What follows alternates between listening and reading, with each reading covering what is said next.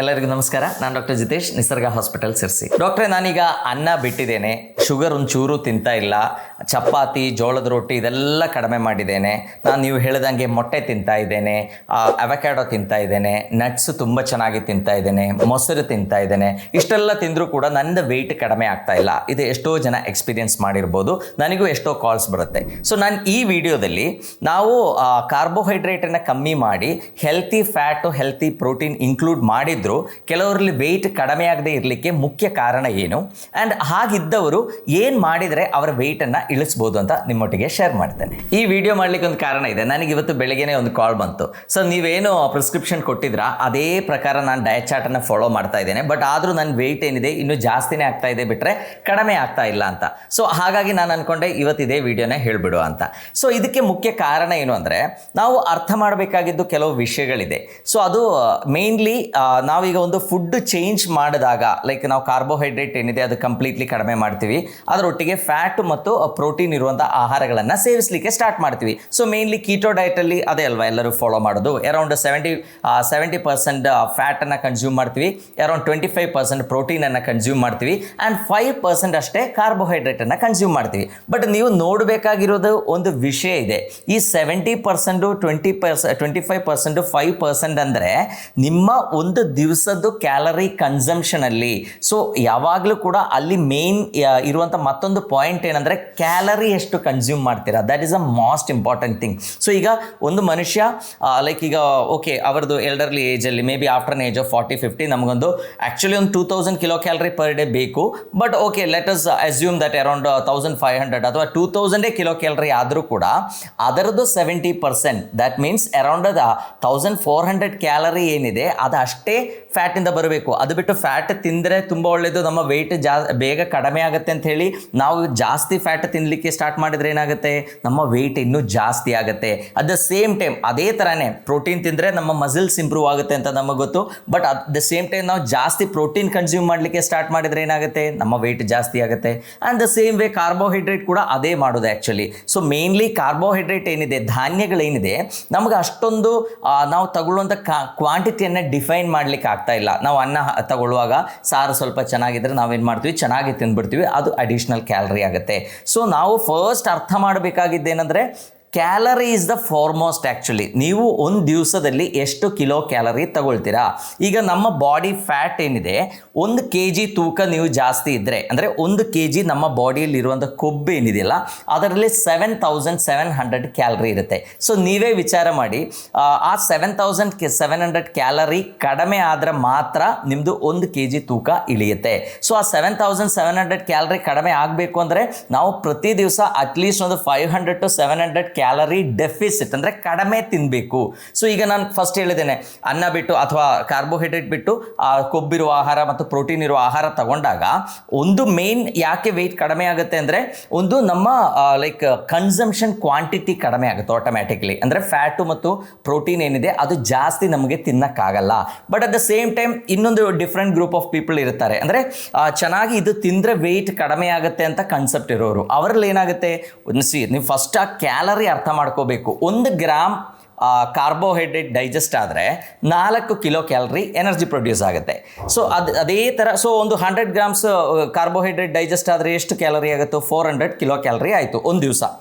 And ಅದೇ ಥರ 100 gram protein digest ಆದರೆ ಅದೇ ಥರ 400 ಕಿಲೋ ಕ್ಯಾಲರಿನೇ ಪ್ರೊಡ್ಯೂಸ್ ಆಗುತ್ತೆ. But at the same time ಒಂದು 100 ಗ್ರಾಮ್ ಫ್ಯಾಟ್ ಡೈಜೆಸ್ಟ್ ಆದರೆ 900 ಕಿಲೋ ಕ್ಯಾಲರಿ ಪ್ರೊಡ್ಯೂಸ್ ಆಗುತ್ತೆ. ಈಗ ನೀವು ಆ ಡಿಫ್ರೆನ್ಸ್ ನೋಡ್ಕೊಳ್ಳಿ. ಸೊ ನಾವು ಒಂದು ಫುಡ್ಡಿಂದ ಮತ್ತೊಂದು ಫುಡ್ಡಿಗೆ ಶಿಫ್ಟ್ ಮಾಡುವಾಗ ಕ್ವಾಂಟಿಟಿ ಕಂಟ್ರೋಲ್ ಏನಿದೆ that is very very very important. So ಇದರಲ್ಲಿ ತುಂಬ ಫ್ಯಾಕ್ಟರ್ಸ್ ಇದೆ, ನಾನೆಲ್ಲದೂ ಹೇಳ್ತೇನೆ. ಈಗ ಫಸ್ಟ್ ಪಾಯಿಂಟ್ ಹೇಳ್ತಾ ಇದ್ದೇನೆ. ಸೊ ನಾವು ಈಗ ಓಕೆ ಒಳ್ಳೆ ಕೊಬ್ಬು ತಿಂದರೆ ತೂಕ ಚೆನ್ನಾಗಿ ಕಡಿಮೆ ಆಗುತ್ತೆ ನಮಗೆ ಗೊತ್ತು. ನಾವು ಒಂದು 100 ಗ್ರಾಮ್ಸ್ ನಟ್ಸ್ ತಗೊಂಡ್ರೆ 100 ಗ್ರಾಮ್ಸ್ ನಟ್ಸಲ್ಲಿ ಅರೌಂಡ್ 20 ಗ್ರಾಮ್ಸ್ ಅಬೋ ಪ್ರೋಟೀನ್ ನಿಮಗೆ ಸಿಗುತ್ತೆ. ಬಟ್ 100 ಗ್ರಾಮ್ಸ್ ನಟ್ಸ್ ಏನಿದೆ ಅದರಲ್ಲಿರುವಂಥ ಕ್ಯಾಲರಿ ಏನಿದೆ that is more than 500 kilo calorie. So but at the same time ಈಗ ಚಿಕನ್ ಆದರೆ ಒಂದು 100 ಗ್ರಾಮ್ಸ್ ಚಿಕನ್ ಬ್ರೆಸ್ಟ್ ನೀವು ತಗೊಂಡ್ರೆ ಅದರಲ್ಲಿ ಆಲ್ಮೋಸ್ಟ್ ಒಂದು 30-35 ಗ್ರಾಮ್ಸ್ ಆಫ್ ಪ್ರೋಟೀನ್ ನಿಮಗೆ ಸಿಗುತ್ತೆ. ಬಟ್ ಅದರಲ್ಲಿರುವಂಥ ಕ್ಯಾಲರಿ 100 ಗ್ರಾಮಲ್ಲಿ ಎಷ್ಟಿದೆ, ಬರೀ 150 ಕ್ಯಾಲರಿ ಇದೆ. So that makes the difference actually. So ಒಳ್ಳೆ ಕೊಬ್ಬು ಒಳ್ಳೆಯದು ಅಂತ ಹೇಳಿ ನಾವು ತುಂಬ ಜಾಸ್ತಿ ಕೊಬ್ಬಿರುವ ಆಹಾರ ಕ್ವಾಂಟಿಟಿ ಕ್ವಾಂಟಿಟಿ ಕಂಟ್ರೋಲ್ ಇಲ್ಲದೆ ನಾವು ತಗೊಂಡ್ರೆ ಏನಾಗುತ್ತೆ, ನಮ್ಮ ವೆಯ್ಟ್ ಜಾಸ್ತಿ ಆಗೇ ಆಗುತ್ತೆ. ನೀವು ತಗೊಳ್ಳೋಂಥ ಆಹಾರದಲ್ಲಿ ನೀರು ಬಿಟ್ಟು ಬಾಕಿ ಏನು ತಿಂದರೂ ಕೂಡ ಅದರಲ್ಲಿ ಕ್ಯಾಲರಿ ಇರುತ್ತೆ. ಈಗ ಸಿಂಪಲ್ ಆಗಿರುವಂಥ ಒಂದು ಹಣ್ಣು ತಗೊಂಡ್ರು ಏನಾಗುತ್ತೆ, ಅದರಲ್ಲಿ ಒಂದು ಆವ್ರೇಜ್ ಸೈಜ್ ಇರೋ ಒಂದು ಆರೆಂಜ್ ತಿಂದರೆ ಅದರಲ್ಲಿ ಅರೌಂಡ್ 40 ಕಿಲೋ ಕ್ಯಾಲರಿ ಇರುತ್ತೆ. ಸೊ ಆರೆಂಜ್ ಸಿಕ್ಕಾಪಟ್ಟೆ ತಿಂದ್ಬಿಟ್ರೆ, ಒಂದು ದಿವಸಕ್ಕೆ ಒಂದು 10 ಆರೆಂಜ್ ತಿಂದ್ಬಿಟ್ರೆ ಏನಾಯಿತು, ಅಲ್ಲೇ ನಮಗೆ 400 ಕ್ಯಾಲರಿ ಬಂದುಬಿಡುತ್ತೆ. ಸೊ ನಾವು ಕ್ವಾಂಟಿಟಿಯನ್ನು ಫಸ್ಟ್ ರೆಸ್ಟ್ರಿಕ್ಟ್ ಮಾಡಬೇಕು. This is the first and foremost step. Actually ನೀವು ಎಷ್ಟು ತಿಂತೀರಾ, ಈಗ ದಿವಸಕ್ಕೆ ನಮ್ಮ ಏಜಲ್ಲಿ, ಈಗ ಐ ಆಮ್ ಅರೌಂಡ್ 47. ಸೊ ನನ್ನ ವಯಸ್ಸಲ್ಲಿ ನನ್ನ ಬಾಡಿ ಸೈಜು ಇದೆಲ್ಲ ನೋಡುವಾಗ ಮೇ ಬಿ ಒಂದು 1800ಕ್ಕಿಂತ ಕಡಿಮೆ ಕ್ಯಾಲರಿ ಇದ್ದರೆ ನಮಗೆ ಸಾಕಾಗುತ್ತೆ. ಸೊ ನಾನೇನು ಮಾಡಬೇಕು, ಒಂದು ದಿವಸ ಈ 1800 ಇದರಲ್ಲಿ ಅಟ್ಲೀಸ್ಟ್ ಒಂದು 500 ಕ್ಯಾಲರಿ ನಾನು ಕಡಿಮೆ ಮಾಡಿದರೆ ಪ್ರತಿ ದಿವಸ ನಾವು ತಗೊಳ್ಳುವಂಥ ಆಹಾರದಲ್ಲಿ ಒಂದು 500 ಕ್ಯಾಲರಿ ಕಡಿಮೆ ಸಿಗಬೇಕು. ಸೊ 500 ಕ್ಯಾಲರಿ ಕಡಿಮೆ ಆದಾಗ ಏನಾಗುತ್ತೆ, ಒಂದು 10 ದಿವಸ ಆದಾಗ ಒಂದು 5000 ಕ್ಯಾಲರಿ ಕಡಿಮೆ ಆಯಿತು. ಇನ್ನೊಂದು ಸ್ವಲ್ಪ ದಿವಸ ಆಗುವಾಗ ಒಂದು 7,500 ಕ್ಯಾಲರಿ ಕಡಿಮೆ ಆದಾಗ ಆಟೋಮ್ಯಾಟಿಕ್ಲಿ ನನ್ನ ಬಾಡಿದು 1 kg ಫ್ಯಾಟ್ ಪೂರ್ತಿ ಕರಗೋಗಿರುತ್ತೆ. ಇದು ಡಯಟ್ ಆಸ್ಪೆಕ್ಟ್ ಒಂದು. ಸೆಕೆಂಡ್ ಆಸ್ಪೆಕ್ಟ್ ಇದೆ, ಇದರ ಒಟ್ಟಿಗೆ ನಾವೇನು ಮಾಡಬೇಕು, ಖರ್ಚನ್ನು ಜಾಸ್ತಿ ಮಾಡಬೇಕು, ನಾವು ಫಿಸಿಕಲ್ ಆಕ್ಟಿವಿಟಿ ಜಾಸ್ತಿ ಮಾಡಬೇಕು. ಸೊ ನೀವು ಏನು ತಿನ್ನದೇ ಇದ್ದರೆ 100% ವೆಯ್ಟ್ ಕಡಿಮೆ ಆಗೇ ಆಗುತ್ತೆ. But at the same time ಏನಾಗುತ್ತೆ, ನಮಗೆ ಡೆಫಿಷಿಯನ್ಸೀಸ್ ಬರುತ್ತೆ, ನಮ್ಮ ಮಸಲ್ ವೇಸ್ಟಿಂಗ್ ಆಗುತ್ತೆ, ನಮ್ಮ ಸ್ಕಿನ್ ಹಾಳಾಗುತ್ತೆ, ಎಲ್ಲದಕ್ಕೂ ಸಹ ನಮ್ಮ ಕೂದಲು ಉದುರುತ್ತೆ, ಎಲ್ಲ ಸಮಸ್ಯೆಗಳು ಕ್ರಿಯೇಟ್ ಆಗುತ್ತೆ. ಸೊ ನಾವು ಹೆಲ್ತಿಯಾಗಿ ಆಹಾರ ತಗೊಂಡು ನಮ್ಮ ವೆಯ್ಟನ್ನು ಇಳಿಸಬೇಕು. ಸೊ ನಾವೇನು ಮಾಡಬೇಕು, ಒಳ್ಳೆ ಕೊಬ್ಬಿರುವ ಆಹಾರ ತಗೋಬೇಕು, ಒಳ್ಳೆ ಪ್ರೋಟೀನ್ ಇರುವ ಆಹಾರ ತಗೋಬೇಕು, ಒಳ್ಳೆ ನಾರಿನಂಶ ಇರುವಂಥ ಆಹಾರಗಳು ತಗೋಬೇಕು. ಸೊ ನಾರಿನಂಶದಲ್ಲಿರುವಂಥ ಒಂದು ಅಡ್ವಾಂಟೇಜ್ ಏನಂದರೆ very low in calorie, but at the same time ನಮ್ಮ ಹೊಟ್ಟೆ ತುಂಬ ಒಂಥರ ಫಿಲ್ಡ್ ಫೀಲಿಂಗ್ ನಮಗೆ ಬರುತ್ತೆ. ಸೊ ಹೊಟ್ಟೆ ತುಂಬಿದ ಫೀಲಿಂಗ್ ಬಂದಾಗ ಏನಾಗುತ್ತೆ, ಜಾಸ್ತಿ ತಿನ್ನೋಕ್ಕಾಗಲ್ಲ. ಸೊ ಎಷ್ಟೋ ಜನರ ಮನಸ್ಸಲ್ಲಿ ಒಂದು ಕನ್ಸೆಪ್ಟ್ ಇದೆ, ಅಂದರೆ ಹೊಟ್ಟೆ ತುಂಬಬೇಕು. ಎವ್ರಿಬಡಿ ಥಿಂಕ್ ಲೈಕ್ ಓಕೆ ನಾನು ಡಯಟಿಂಗ್ ಮಾಡ್ತಾ ಇದ್ದೇನೆ, ಸೊ ಅಕಾರ್ಡಿಂಗ್ ಟು ದಮ್ ಒಂದು ಅನ್ನ ಬಿಟ್ಟು ಒಂದು 5 ರೋಟಿ ತಿಂದ್ಬಿಟ್ರೆ ದಟ್ ಈಸ್ ಡಯಟಿಂಗ್ ಅಂತ ಅಂದ್ಕೊಂಡಿದ್ದಾರೆ. ಸೊ ಅಷ್ಟು ಫಿಲ್ ಆಗದೇ ಇದ್ದರೆ ಅವರಿಗೆ ಸಮಾಧಾನ ಆಗಲ್ಲ. ಸೊ ಅಂಥವ್ರು ಏನು ಮಾಡಬೇಕು, ಓಕೆ ನಮಗೊಂದು 1000 ಕ್ಯಾಲರಿ ಅಷ್ಟೇ ನಾವು, ಅಥವಾ 1200 ಕ್ಯಾಲರಿ ಅಷ್ಟೇ ನಾವು ಇವತ್ತು ತಗೊಳ್ತೀವಿ ಅಂತ ಇಟ್ಕೊಳ್ಳಿ. ಸೊ 1000 ಕ್ಯಾಲರಿ ಆದರೆ ಅದರಲ್ಲಿ 70% ಫ್ಯಾಟ್ ಅಂದರೆ 700 ಕ್ಯಾಲರಿ ನಮಗೆ ಫ್ಯಾಟಿಂದ ಸಿಗಬೇಕು. ಸೊ ಅದಕ್ಕೆ ನಾವು ಪ್ರಪೋರ್ಷನೇಟ್ ಆಗಿ ಡಿವೈಡ್ ಮಾಡಿ ತಗೋಬೇಕು. ಒಂದು ಸ್ವಲ್ಪ ಪನೀರ್ ಇರ್ಬೋದು, ಅದರಲ್ಲಿ ನಮಗೆ ಫ್ಯಾಟ್ ಸಿಗುತ್ತೆ. ಮೇ ಬಿ ಒಂದು ಸ್ವಲ್ಪ ಮೊಸರು ಇರ್ಬೋದು, ಅದರಲ್ಲಿ ನಮಗೆ ಫ್ಯಾಟ್ ಸಿಗುತ್ತೆ. ಮೇ ಬಿ ಒಂದು ಸ್ವಲ್ಪ ನಟ್ಸ್ ಇರ್ಬೋದು, ಅದರಲ್ಲೂ ಫ್ಯಾಟ್ ಸಿಗುತ್ತೆ. But at the same time ನಾನು ಹೇಳಿದ್ದೇನೆ, 100 ಗ್ರಾಮ್ ಬಾದಾಮ್ ತಿಂದ್ಬಿಟ್ರೆ ಅದರಲ್ಲಿ ನಿಮ್ಗೆ 570 ಕ್ಯಾಲರಿ ನಿಮಗೆ ಬಂದುಬಿಡುತ್ತೆ. ಬಟ್ ಅಷ್ಟು ನೀವು ತಿಂದ್ರಿ ಅಂತಾದರೆ ಮತ್ತೆ ನಿಮ್ಗೆ ಇಡೀ ದಿವಸ ಬೇರೆ ಏನೂ ತಿನ್ನೋಕ್ಕಾಗಲ್ಲ. ಸೊ ಆ ಕ್ಯಾಲರಿ ಬಗ್ಗೆ ಒಂದು ಕನ್ಸೆಪ್ಟ್ ನಮ್ಮ ಮನಸ್ಸಲ್ಲಿ ಇರಬೇಕು. ಸೊ ನೀವು ಎಲ್ಲದೂ ಈಗ ನಿಮ್ಗೆ ಆನ್ಲೈನಲ್ಲಿ ಸಿಗುತ್ತೆ, ನಾನು ಹೇಳಬೇಕು ಅಂತ ಏನಿಲ್ಲ, ನಾನು ಆಲ್ರೆಡಿ ಎಷ್ಟೋ ವೀಡಿಯೋಸ್ ಕೂಡ ಇದರ ಮೇಲೆ ಮಾಡಿದ್ದೇನೆ. ಸೊ ನೀವು ಒಂದು ಐಟಮ್ ತಗೊಂಡು ಅದಕ್ಕೆ ಒಂದು ಫಿಕ್ಸ್ ಮಾಡ್ಕೊಳ್ಳಿ. ಈಗ ಬೆಳಗ್ಗೆ ನಾವು ಬಾದಾಮ್ ತಿಂತೇನೆ, ಮೇ ಬಿ ಒಂದು 10 ಬಾದಾಮ್ ತಿಂತೇನೆ, 10 ಬಾದಾಮಲ್ಲಿ ಎಷ್ಟು ಕ್ಯಾಲರಿ ಆಗುತ್ತೆ ಅದು ನೀವು ಕ್ಯಾಲ್ಕುಲೇಟ್ ಮಾಡಿ ಒಂದು ಇದು ಮಾಡ್ಕೊಳ್ಳಿ. ಬಟ್ ಅದೇ ಥರನೇ ಫಾಲೋ ಮಾಡಬೇಕು. ಅದರ ಒಟ್ಟಿಗೆ ನಾವೇನು ಮಾಡಬೇಕು, ಓಕೆ ಪರ್ ಡೇ ನಾವೊಂದು 500 ಅಥವಾ 300 ಕ್ಯಾಲರಿ ಡೆಫಿಸಿಟ್, ಅಂದರೆ 1800 ಕ್ಯಾಲರಿ ಬದಲು 1500 ಅಥವಾ 1200 ಕ್ಯಾಲರಿ ಅಷ್ಟೇ ಕನ್ಸ್ಯೂಮ್ ಮಾಡ್ತಾ ಇದ್ವಿ ಅಂತ ಅಂದ್ಕೊಳ್ಳಿ. ಅದರೊಟ್ಟಿಗೆ ನಾವೇನು ಮಾಡಬೇಕು, ಒಂದು ಸ್ವಲ್ಪ ಎಕ್ಸಸೈಸ್ ಮಾಡಿ ನಮ್ಮ ಈ ಎನರ್ಜಿ ಔಟ್ಪುಟ್ ಏನಿದೆ ಅದನ್ನು ನಾವು ಕಂಪ್ಯಾರಿಟಿವ್ಲಿ ಜಾಸ್ತಿ ಮಾಡಬೇಕು. ನಾನ್ ಎಕ್ಸಸೈಸ್ ಆಕ್ಟಿವಿಟಿ ಥರ್ಮೋಜೆನಿಸಿಸ್ ಅಂತ ಇದೆ. ಅಂದರೆ ನಮ್ಮ ಬಾಡಿ ನಾವು ರೆಗ್ಯುಲರ್ಲಿ ಮಾಡುವಂಥ ಪ್ರತಿಯೊಂದು ಕೆಲಸಕ್ಕೂ ಕೂಡ ಎನರ್ಜಿಯನ್ನು ಖರ್ಚು ಮಾಡ್ತಾ ಇರ್ತೀವಿ ಅಲ್ವಾ. ಈಗ ನಾನು ನಿಮ್ಮ ಹತ್ರ ಮಾತಾಡ್ತಾ ಇದ್ದೇನೆ, ನನ್ನ ಕೈ ಹೀಗೆ ಮೂವ್ ಆಗ್ತಾ ಇದೆ. ಸೊ ಈ ಕೈ ಮೂವ್ಮೆಂಟ್ಗೂ ನನಗೆ ಎನರ್ಜಿ ಬೇಕು, ಅದು ಬಾಡಿ ಖರ್ಚು ಮಾಡ್ತಾ ಇರುತ್ತೆ. ಆ್ಯಂಡ್ ಪ್ರತಿಯೊಂದಕ್ಕೂ ಕೂಡ ನಾವು ಹೇಳ್ತೀವಿ, ನಾವು ಕೆಲವು ಪೇಷಂಟ್ಸಿಗೆ ನೀವು ಡೈಲಿ ವರ್ಕೌಟ್ ಮಾಡಬೇಕು ಅಂತ ಹೇಳಿದಾಗ ಪೇಷಂಟ್ಸ್ ಎಲ್ಲ ಹೇಳೋದು, ಇಲ್ಲ ಸರ್ ನನಗೆ ಇಡೀ ದಿವಸ ಸಿಕ್ಕಾಪಟ್ಟೆ ಕೆಲಸ ಆಗುತ್ತೆ, ಮನೆಯಲ್ಲಿ ತುಂಬ ಅಡುಗೆ ಕೆಲಸಗಳಿರುತ್ತೆ, ಆ ಕೆಲಸ ಇರುತ್ತೆ, ನಾನು ಅಷ್ಟು ವಾಕಿಂಗ್ ಮಾಡಬೇಕಾಗುತ್ತೆ, ಎಷ್ಟೋ ಸ್ಟೆಪ್ಸ್ ನಾನು ಅಲ್ಲಿ ಇಲ್ಲಿ ತಿರುಗಾಡ್ತಾ ಇರ್ತೇನೆ, ಮನೆಯಲ್ಲಿ ತುಂಬ ಮೆಟ್ಲಿದೆ, ಅದು ಹತ್ತಿಳದೆ ನನಗೆ ಸಾಕಾಗುತ್ತೆ. ಸೊ ಈ ಥರ ಎಕ್ಸ್ಪ್ಲನೇಷನ್ಸ್ ನೀವು ತುಂಬ ಕೇಳಿರ್ತೀರಾ.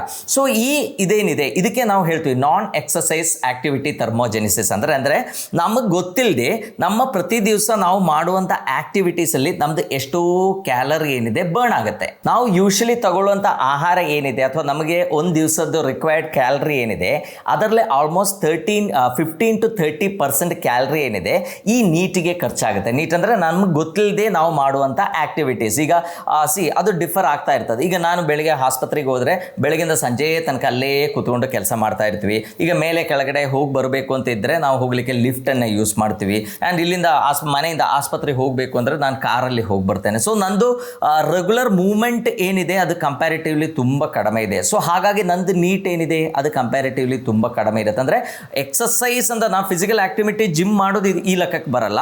ಬಟ್ ನಮ್ಮದು ಗೊತ್ತಿಲ್ಲದೆ ಮಾಡುವಂಥ ಸ್ಟೆಪ್. ಈಗ ಕೆಲವರೆಲ್ಲ ಈ ಆ್ಯಪಲ್ ವಾಚು ಅಥವಾ ಎಷ್ಟೋ ವಾಚ್ಗಳು ಸ್ಮಾರ್ಟ್ ವಾಚ್ ಹಾಕಿರ್ತಾರೆ, ಅವರು ನೋಡ್ತಾ ಇರ್ತಾರೆ. ನಾವು ಡೈಲಿ ಓಕೆ 10,000 ಸ್ಟೆಪ್ ಕೆಲವರು ನಡೀತಾರೆ, ಕೆಲವರು ಬರೀ 500 ಸ್ಟೆಪ್ ಅಷ್ಟೇ ನಡೆದಿರ್ತಾರೆ. ಸೊ ಆ ಡಿಫ್ರೆನ್ಸ್ ಏನಿದೆ, ಸೊ ಅದರಲ್ಲಿ ಅರೌಂಡ್ ನಾವು 15-30% ಪ್ರತಿ ದಿವಸ ನಮ್ಮ ಎನರ್ಜಿ ಏನಿದೆಯಲ್ಲ ಅದು ಖರ್ಚು ಮಾಡ್ತಾ ಇರ್ತೀವಿ. ಸೊ ಅದು ನಾವು ಆಹಾರ ಕಡಿಮೆ ತಗೊಂಡಾಗ ಅಥವಾ ಒಂದು ಡಯಟಿಂಗ್ ಮಾಡಿದಾಗ ಬಾಡಿ ಏನು ಮಾಡುತ್ತೆ, ಬಾಡಿ ನಮಗೆ ಗೊತ್ತಿಲ್ಲದೆ, ನಮ್ಮ ಮೇನ್ಲಿ ಬ್ರೈನ್ ಏನು ಮಾಡುತ್ತೆ, ನಮಗೆ ಗೊತ್ತಿಲ್ಲದೆ ಈ ನೀಟನ್ನು ಕಡಿಮೆ ಮಾಡಿಬಿಡುತ್ತೆ. ನಾವು ಆಹಾರ ಚೆನ್ನಾಗಿ ತಗೊಳ್ಳಿಲ್ಲ ಅಂದರೆ ನಮ್ಮ ಆ್ಯಕ್ಟಿವಿಟಿ ಕಂಪ್ಯಾರಿಟಿವ್ಲಿ ಕಡಿಮೆ ಆಗುತ್ತೆ. ನಾವು ಅಷ್ಟೊಂದು ಸ್ವಲ್ಪ ಸೋಂಬೇರಿಗಳಾಗ್ಬಿಡ್ತೀವಿ, ನಾವು ಅಷ್ಟೊಂದು ಸ್ಟೆಪ್ಸ್ ನಡೆಯಲ್ಲ, ನಾವು ಮೆಟ್ಲು ಹತ್ತೋದಿಲ್ಲ. ನಾವು ಆದಷ್ಟು ನಮ್ಮ ಎನರ್ಜಿಯನ್ನು ನ್ಯಾಚುರಲಿ ಪ್ರೊಟೆಕ್ಟ್ ಮಾಡಲಿಕ್ಕೆ ನಮ್ಮ ಬಾಡಿನೇ ಟ್ರೈ ಮಾಡ್ತಾ ಇರ್ತದೆ.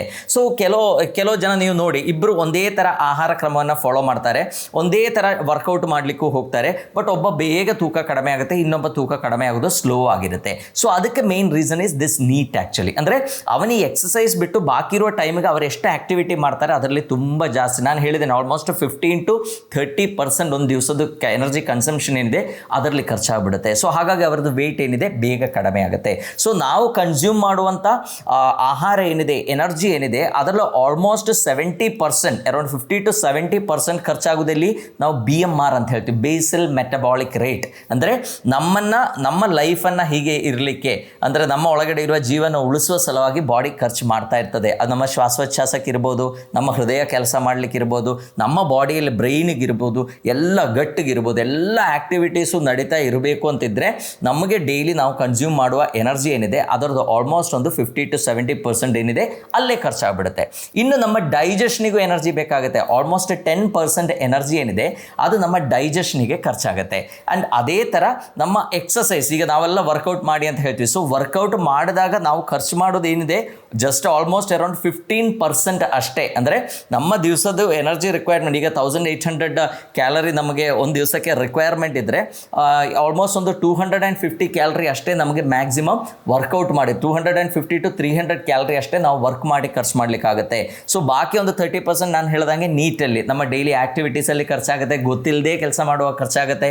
ಅರೌಂಡ್ 60-70% ನಮ್ಮ ಬಾಡಿ ಹೀಗೆ ಇರಲಿಕ್ಕೆ ನಮ್ಮ ಬಾಡಿ ಖರ್ಚು ಮಾಡ್ತಾ ಇರ್ತದೆ. ಆ್ಯಂಡ್ ಒಂದು ಸ್ವಲ್ಪ 5-10% ಏನಿದೆ ನಮ್ಮ ಡೈಜೆಷನ್ ಕೂಡ ಬೇಕಾಗುತ್ತೆ. ಸೊ ಈ ಡೈಜೆಷನಲ್ಲಿ ಕೂಡ ಯಾಕೆ ಪ್ರೋಟೀನ್ ತಗೋಬೇಕು ಅಂತ ಹೇಳ್ತಾರೆ ಅಂದರೆ, ವೆಯ್ಟ್ ರಿಡಕ್ಷನ್ ಪ್ರೋಗ್ರಾಮ್ ಮಾಡುವಾಗ ಯಾಕೆ ಪ್ರೋಟೀನ್ ತಗೊಳ್ಳಿ, ಕಾರ್ಬ್ಸನ್ನು ಕಡಿಮೆ ಮಾಡಿ ಅಂತ ಹೇಳ್ತಾರೆ ಅಂದರೆ, ಅದರದ್ದು ಕೂಡ ಮುಖ್ಯ ಕಾರಣ ಏನಂದರೆ, ಈ ಪ್ರೋಟೀನ್ ಏನಿದೆ they are more of a thermogenic food ಅಂತ ನಾವು ಹೇಳ್ಬೋದು. ಅಂದರೆ ನಾವು ತಗೊಳ್ಳುವಂಥ ಆಹಾರ ಪ್ರೋಟೀನ್ ಏನಿದೆ ಅದು ಡೈಜೆಸ್ಟ್ ಆಗಲಿಕ್ಕೂ ಕೂಡ ಬಾಡಿಗೆ ಜಾಸ್ತಿ ಖರ್ಚು ಮಾಡಬೇಕಾಗತ್ತೆ ಎನರ್ಜಿ. ಅಂದರೆ ಈಗ 100 ಕ್ಯಾಲರಿ ನೀವು ಪ್ರೋಟೀನಿಂದ ನೀವು ತಗೊಂಡ್ರೆ ಅದರಲ್ಲಿ ಆಲ್ಮೋಸ್ಟ್ 30 ಕ್ಯಾಲರಿ ಆ ಪ್ರೋಟೀನ್ ಡೈಜೆಷನ್ ಸಲುವಾಗೇ ಖರ್ಚಾಗ್ಬಿಡುತ್ತೆ. ಸೊ ನೀವು ತಿಂದಿದ್ದೆಷ್ಟು, ಬರೀ 70 ಕ್ಯಾಲರಿ ಆಗುತ್ತೆ. But at the same time ನೀವು ಕಾರ್ಬೋಹೈಡ್ರೇಟ್ ತಿಂದರೆ ಏನಾಗುತ್ತೆ, 100 ಕ್ಯಾಲರಿ ನೀವು ಕಾರ್ಬೋಹೈಡ್ರೇಟ್ ತಿಂದರೆ ಅದರಲ್ಲಿ ಬರೀ 5-10% ಅಷ್ಟೇ ಡೈಜೆಷನ್ಗೆ ಸಾಕಾಗುತ್ತೆ. ಅಂದರೆ 5% ಹೋದರೆ 95 ಕ್ಯಾಲರಿ ಕೂಡ ನಿಮಗೆ ಎನರ್ಜಿ ಆಗಿ ಸಿಗುತ್ತೆ. ಸೊ ಹಾಗಾಗಿ ವೆಯ್ಟ್ ರಿಡಕ್ಷನ್ಗೆ ನಾವು ಜಾಸ್ತಿ ಪ್ರೋಟೀನನ್ನು ಕನ್ಸ್ಯೂಮ್ ಮಾಡಿ ಆದಷ್ಟು ಈ ಕಾರ್ಬೋಹೈಡ್ರೇಟನ್ನು ಕಡಿಮೆ ಮಾಡಿ ಅಂತ ಹೇಳ್ತೀವಿ. ಇನ್ನು ಕೊಬ್ಬಲ್ಲಾದರೆ ಬರೀ 2% ಅಷ್ಟೇ ಡೈಜೆಷನ್ಗೆ ಯೂಸ್ ಆಗುತ್ತೆ. ಅಂದರೆ ಅದರದ್ದು ಥರ್ಮಿಕ್ ಎಫೆಕ್ಟ್ ಇದೇನಿದೆ, ಖರ್ಚೇನಿದೆ ಅದು ತುಂಬ ಕಡಿಮೆ ಇರುತ್ತೆ. ಸೊ ನೀವು 100 ಗ್ರಾಮ್ ಕ್ಯಾಲರಿ ಕೊಬ್ಬಿರುವಂಥ ಆಹಾರಗಳು ನಟ್ಸ್ ಎಲ್ಲ ತಗೊಂಡ್ರೆ ಏನಾಗುತ್ತೆ, ಅದರಲ್ಲಿ ಬರೀ ಆಲ್ಮೋಸ್ಟ್ 98 ಕ್ಯಾಲರಿ ಕೂಡ ನಿಮಗೆ ಸಿಕ್ಬಿಡುತ್ತೆ. ಬಟ್ ಇದರಲ್ಲಿರುವಂಥ ಅಡ್ವಾಂಟೇಜ್ ಏನಂದರೆ, ಈ ಜಾಸ್ತಿ ಕೊಬ್ಬಿರುವ ಆಹಾರ ನೀವು ತಗೊಂಡಾಗ ಒಂದು ನಿಮಗೆ ಬೇಗ ಸೆಟೈಟಿ ಆಗುತ್ತೆ.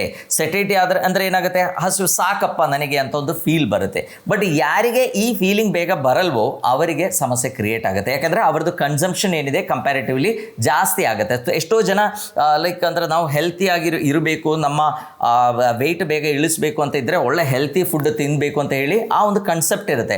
ಅವರು ಹೆಲ್ತಿ ಫುಡ್ ತಿಂತಾರೆ, ಬಟ್ ಏನಾಗುತ್ತೆ ಆ ಹೆಲ್ತಿ ಫುಡ್ದು ಕ್ವಾಂಟಿಟಿನೇ ಸಿಕ್ಕಾಪಟ್ಟೆ ಜಾಸ್ತಿ ಆಗಿಬಿಡುತ್ತೆ. ಸುಮಾರು ಸಲ ನಟ್ಸ್ಗಳನ್ನು ತಗೊಳ್ಳೋದು, ತುಂಬ ಜಾಸ್ತಿ ಪ್ರೋಟೀನ್ ಇರೋದು, ತುಂಬ ಜಾಸ್ತಿ ಕೊಬ್ಬಿರುವಂಥ ಆಹಾರಗಳನ್ನು ಜಾಸ್ತಿ ಸೇವಿಸಿದಾಗ ಏನಾಗುತ್ತೆ, ಅಲ್ಟಿಮೇಟ್ಲಿ ಇದೆಲ್ಲ ಹೋಗಿ ನೋಡುವ ಖರ್ಚಾಗುವಾಗ ಅಂದರೆ ಡೈಜೆಸ್ಟ್ ಆಗುವಾಗ ತುಂಬ ಕ್ಯಾಲರಿ ಪ್ರೊಡ್ಯೂಸ್ ಆಗುತ್ತೆ. ಆ್ಯಂಡ್ ಎಷ್ಟೋ ಜನರದ್ದು ಆ್ಯಕ್ಟಿವಿಟೀಸ್ ಏನಿದೆ ತುಂಬ ಕಡಿಮೆ ಇರುತ್ತೆ, ಫಿಸಿಕಲ್ ಆ್ಯಕ್ಟಿವಿಟಿ ತುಂಬ ಕಡಿಮೆ ಇರುತ್ತೆ, ವರ್ಕೌಟ್ ಮಾಡೋದೇ ಇಲ್ಲ.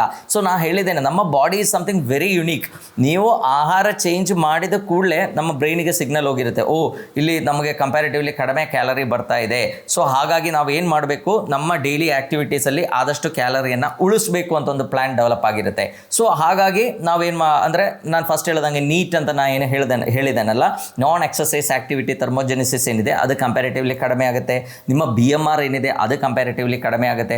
ಓವರಾಲ್ ನಮ್ಮ ಆ್ಯಕ್ಟಿವಿಟಿ ಕಡಿಮೆ ಆಗುತ್ತೆ. ಆ್ಯಂಡ್ ಬಾಡಿಗೆ ಒಂದು ಅಡ್ಯಾಪ್ಟೇಷನ್ ಮೆಥಡ್ ಇದೆ ಆ್ಯಕ್ಚುಲಿ. ಅಂದರೆ ನೀವು ವಾಕಿಂಗ್ ಹೋಗ್ತೀರಾ, ಡೈಲಿ ವಾಕಿಂಗ್ ಹೋಗ್ತೀರಾ, ಸೊ ನಿಧಾನಕ್ಕೆ ಬಾಡಿ ಗೊತ್ತಾಗುತ್ತೆ, ಇವತ್ತು ಎನರ್ಜಿ ಕಡಿಮೆ ಇದೆ. ಸೊ ಬಾಡಿ ಏನು ಮಾಡುತ್ತೆ, ಕಡಿಮೆ ಖರ್ಚಲ್ಲ ವಾಕಿಂಗನ್ನು ಮುಂದುವರಿಸಲಿಕ್ಕೆ ಪ್ರಯತ್ನ ಮಾಡುತ್ತೆ. ಆದಷ್ಟು ಕ್ಯಾಲರಿ ಬರ್ನಿಂಗ್ ಏನಿದೆ ಅದು ಕಡಿಮೆ ಆಗ್ತಾ ಬರ್ತದೆ. ಸೊ ಅದಕ್ಕೆ ಎಷ್ಟೋ ಜನ ಹೇಳ್ತಾರೆ, ನಾನು ವೆಯ್ಟ್ ರಿಡಕ್ಷನ್ ಸ್ಟಾರ್ಟ್ ಮಾಡಿ ಇನಿಷಿಯಲಿ ನನಗೆ ಬೇಗ ವೆಯ್ಟ್ ಕಡಿಮೆ ಆಯಿತು, ಈಗ ರೇಟ್ ಆಫ್ ರಿಡಕ್ಷನ್ ಏನಿದೆ ತುಂಬ ಕಡಿಮೆ ಇದೆ ಅಂತ ಹೇಳುವಂಥ ರೀಸನ್ ಅದು. ಮತ್ತೊಂದೇನೆಂದರೆ, ನಿಮ್ಮ ಬಾಡಿ ವೆಯ್ಟ್ದು ರೇಟ್ ಆಫ್ ರಿಡಕ್ಷನ್ ಕಡಿಮೆ ಆಯಿತು ಅಂದರೆ ಅದರ ಒಂದು ಅರ್ಥ ನಿಮ್ಮ ಆ್ಯಕ್ಚುಯಲ್ ಫ್ಯಾಟ್ ಬರ್ನ್ ಸ್ಟಾರ್ಟ್ ಆಗಿದೆ ಅಂತ ಅರ್ಥ.